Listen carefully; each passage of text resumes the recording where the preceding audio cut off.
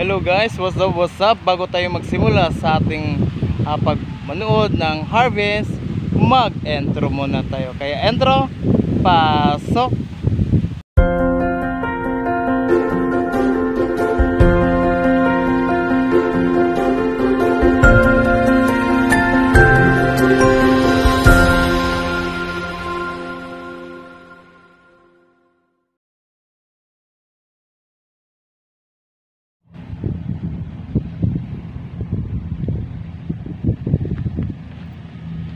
Hello guys, what's up guys? Nandito po tayo ngayon guys sa mga malawak na palayan. So fresh po ang hangin dito. Tabi-tabi po. So ngayon po sa araw na ito ay mayroon pong nag-harvest. Ayun po sila. So hindi ko na sa pupuntahan kasi masyadong mainit na. Ang layo na pala ang pinuntahan ko.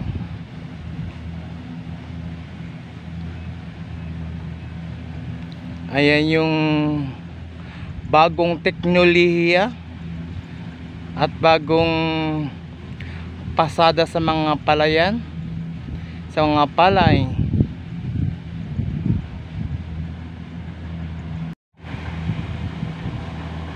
So ito po yung ano guys, bago. So wala na pong masyadong tao. Ayan, malawak po yung garbisa nila. So ang ganda lang nito ay di na mahirapan yung mga tao. Ang mahirapan lang ngayon kung paano tayo bibili ng bigas na mura lang. Sadya po talagang mahal ngayon eh. Tapos yun pala yung isa oh.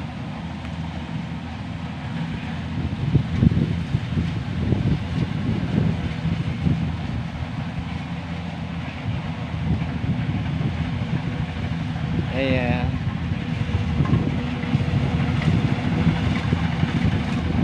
So ayan po yung maganda guys, no? Talaga malinis siya pagkuha nila guys. Ang linis. Linis, ilaglag na lang.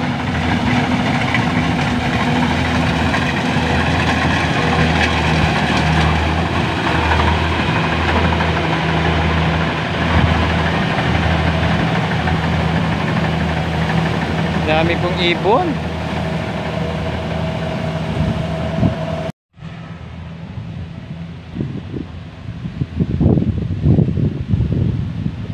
So yun po yung isa guys. Ayan. So dalawa pala ngayon na nag-ano dito sa palayan kasi ang lawak guys, no. Oras ngayon ng pig harvest ng palayan guys. Ay yun din yung isa. So ang lawak niya guys. So ayun din yung isa.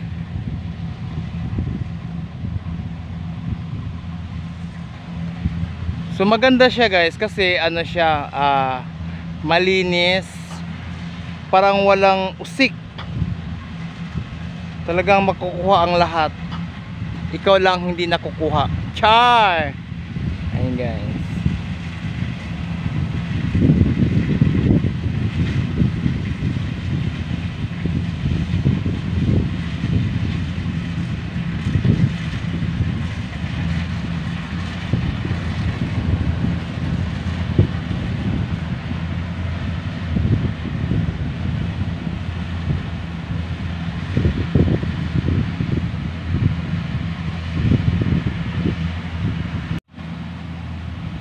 So ayan, dalawang ikot na siya guys.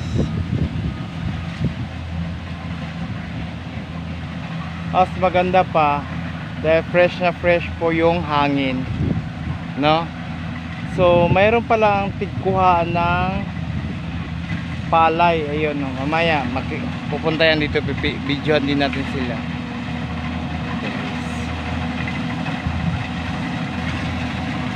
Bagong teknolohiya.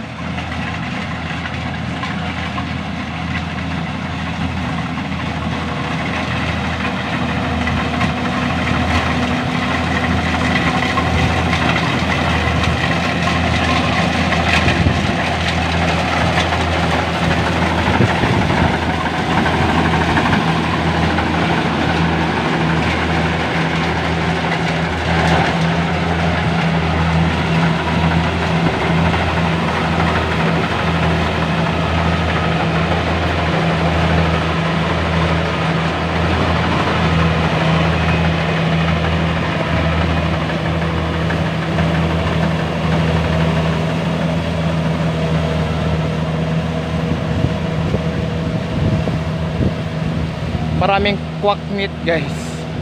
Daming quackmeat na ano, lumilipad.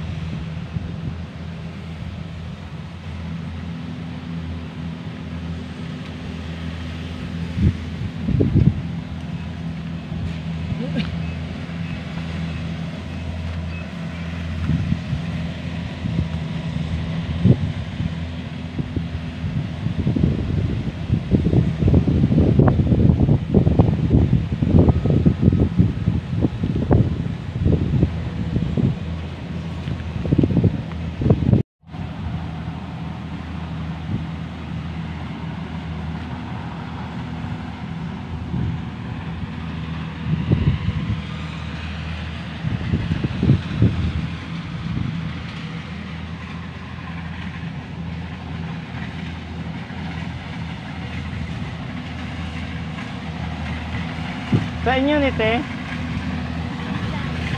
Maintenance lang kayo?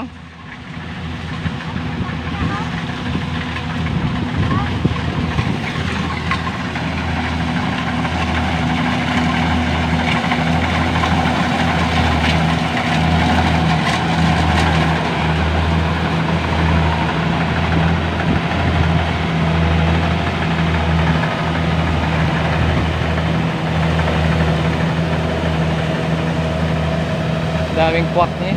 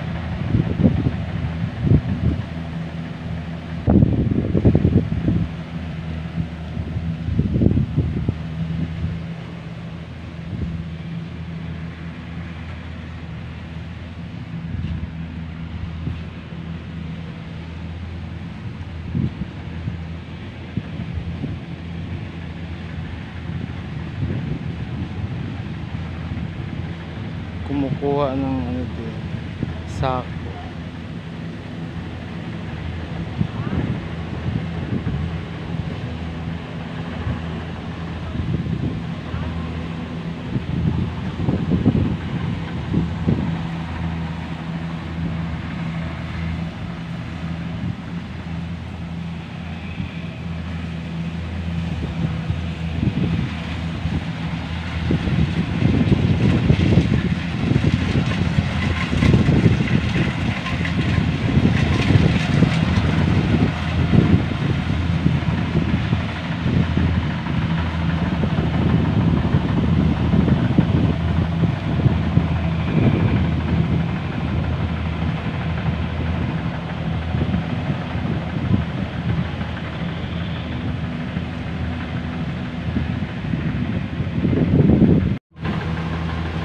Hello guys, astig din guys yung kumukuha ng sako guys. Hindi ka na pwede magbuhat kasi kahit malayo doon guys, doon pa sila maghahakot sa dulo. Ayun.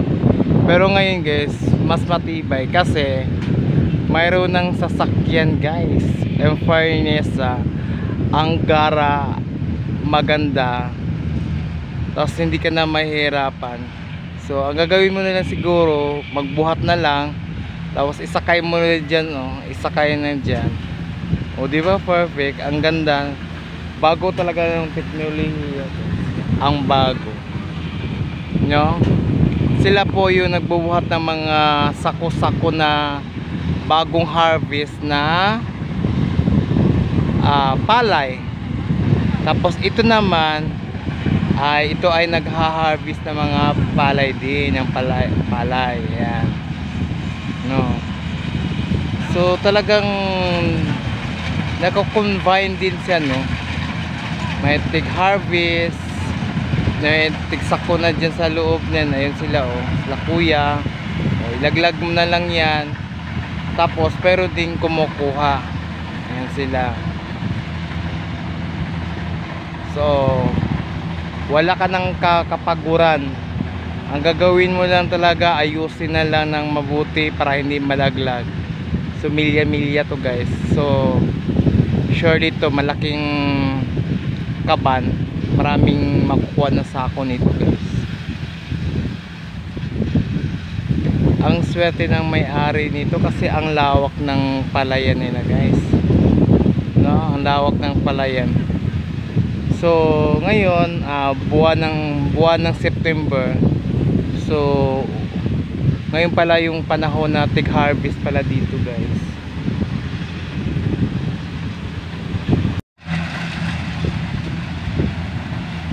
Siya po yung mga trabahante guys na siya po yung nagbubuhat ng mga sako-sako na nilaglag nila doon. Nilaglag nila, tapos sila naman yung mga kargador o kargador ba, no, diba? So tapos dyan po ilagay nila guys. Medyo lalapit tayo guys para makita natin yung bago. Totally ngayon lang ako nakakita ng ganyan style. Ngayon lang ako nakakita ng ganyan.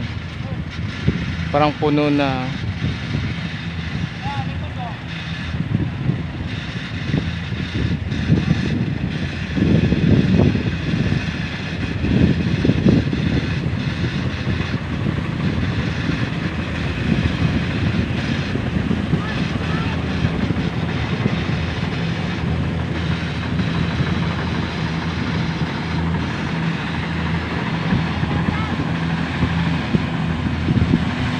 So nagkatagpo sila lahat. Ayan.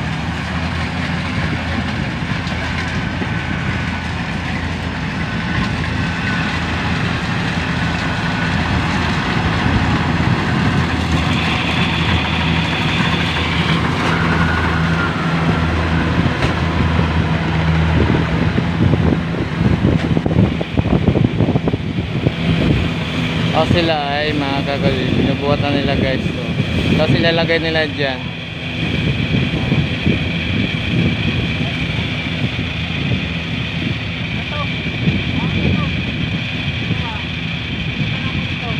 Galing, no?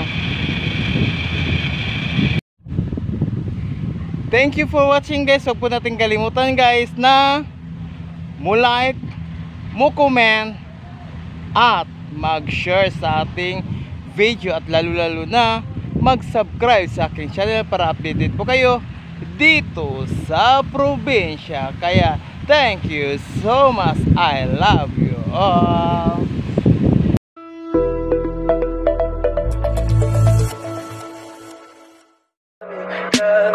Tell me pretty lies.